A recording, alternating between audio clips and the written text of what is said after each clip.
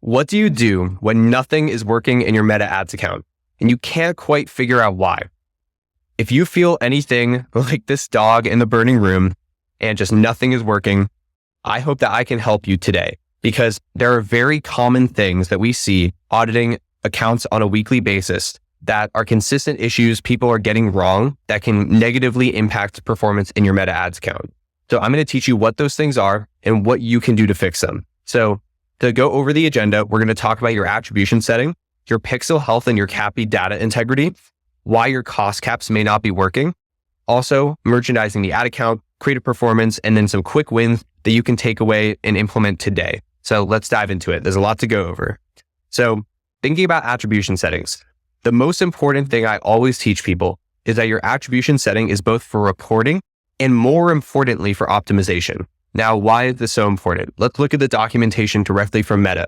It says, and I quote, for example, with a 7-day click setting, our system will learn from conversions that happen within 7 days and show ads to people most likely to convert within 7 days. So we recommend always using click-based attribution. That can be 7-day click or 1-day click. 7-day click is my recommended setting because I think it aligns mostly with most brands' purchase customer journey path. 7-day click is the best option because you can use every single dollar you're spending to train an algorithm to acquire clicks, which is the most incremental type of conversion that we can get. Now, why is view attribution bad? A lot of people will say, hey, view attribution gives you a lot more data, which is true. But why is it bad? Well, view attribution attributes conversion based on ad impressions. So it takes credit for other platforms generally. It also inflates performance metrics. And I think about it as similar to passing a billboard.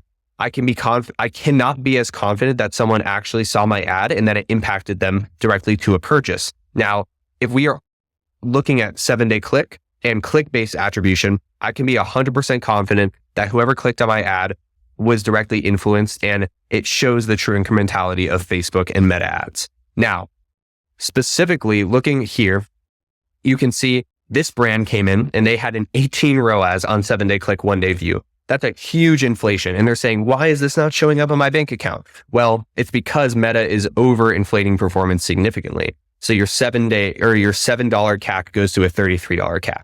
So initially, when you switch over to 7-day click attribution settings, what can you expect? Well, you're going to have a lower reported ROAS, but it is a more honest depiction of Facebook's performance for your business.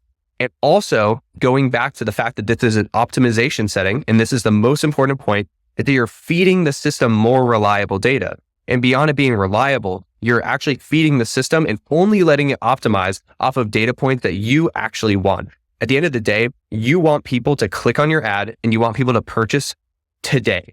And that is what we want. We want a system that over time will become better at getting you the specific action that you want, which is a click and a purchase. That is why we use 7-day click. And here is the true impact of it. We spent $16.3K more year over year for this brand, while increasing our 7-day click ROAS from a 0.71 to a 2.04. That's an 187% increase in your return on ad spend, while we barely pushed up ad spend year over year. And it drove $245K more revenue. And we can be confident that that revenue is actually true because it is click-based attribution. And of course, I'm going to state it here. There's a lot of factors here that are probably influencing it besides just switching to 7-day click. But what you can see is it still does have a true impact on some of our core metrics. For example, in January of 2023, we spent around $12K at a 0.16% click-through rate. Look at the improvement in click-through rate over time.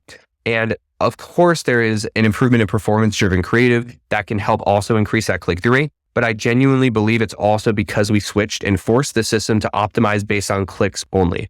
And we are training an algorithm to optimize for click-based conversions. And the massive increase in site traffic is extremely apparent here. So next, let's talk about pixel issues. Pixel issues can absolutely ruin your ad account as well. And here is a picture of a very bad pixel issue that we had where the pixel was actually triple firing conversions for this brand. If your browser events are firing significantly higher than your server events, that is a signal to you that you're in trouble. This blue line is the browser event, and your CAPI conversion API, or what's called the server line, is the teal line. So this means that Meta is going to be reporting more purchases than you're actually getting, and it both screws up in-platform reporting and optimization. So what can you do to prevent this? So I'm going to move myself up here real quick. How to prevent pixel issues. So when you click into Events Manager, click into the event setup of your purchase event, and you can actually see the different these different ratings, and these are important to monitor. So one, look at your Facebook pixel and make sure it's firing correctly. You can use the Facebook Pixel Helper. It's a Google Chrome extension that you can make sure that the events aren't double firing. You can look at your conversion API, the CAPI, make sure it's connected and that your event match quality is good or great. Also, automatic advanced matching should be on. Go to Events Manager, go into the settings, scroll down a little bit, and make sure you switch on all of the automatic advanced matching preferences. Then make sure your event deduplication is meeting your best practices over here as well, and that data freshness is in real time or as close to it as physically possible. Hey folks, thanks for listening to this preview episode. To hear the episode in full, check out Admission at youradmission.co. That's YOURADMISSION.co.